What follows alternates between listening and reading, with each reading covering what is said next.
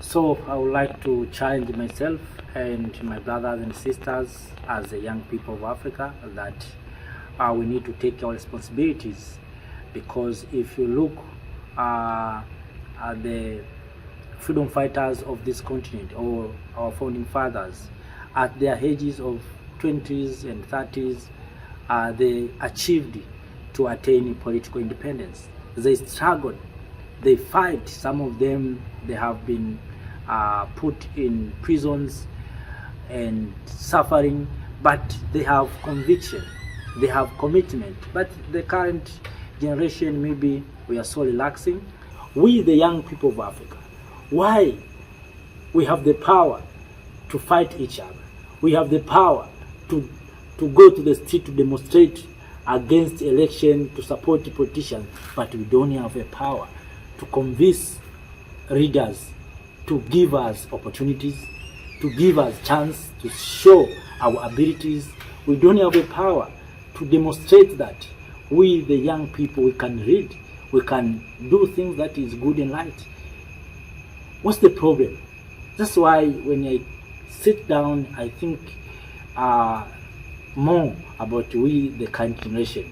That's why if you compare with the previous, you see we, the current generation, we have, sometimes we can say, lazy. Maybe because we have more educated than the previous generation, but I think it is not enough to be educated, to have degrees, to have diplomas, to think that that is enough for us to attain economic freedom or to have economic that we desire. Our responsibilities now is to make sure that we, the young people, we can come together. First of all, we must make sure that we feed our communities, we feed our families, we have enough. And that's what I see to the young leader of Burkina Faso, is trying to make sure that the citizen of Burkina Faso must feed themselves. You see the young people like Julius Malema trying to talk to the young people that you need to take your responsibilities, to work hard. You see the young reader like Julius Malema in the street just trying to clean the street. That is the spirit that we want to see. But many of us, we are not committed. Many of us, we are not ready to make sure that we bring changes to our mother country, Africa. So our founding fathers at that time, their ages are in 20s and 30s. They make sure that they bring political independence. They fight.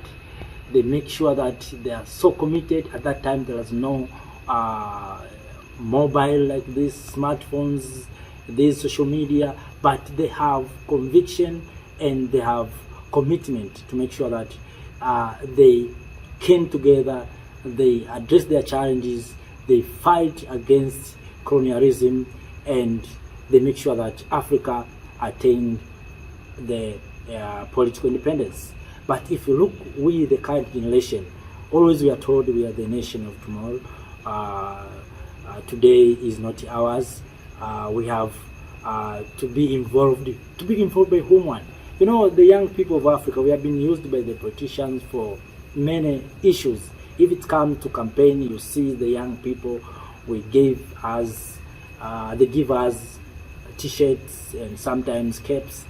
Our mothers have been given this dress, but that is not enough. When it comes to demonstration, you see young people moving to the street. When it comes, even you see some conflict in some areas in Africa, the headers are not going there. It's the young people. So we, the young people, if we have power to go to fight each other, if we have power to demonstrate in the street, why we don't have the power to build our economy?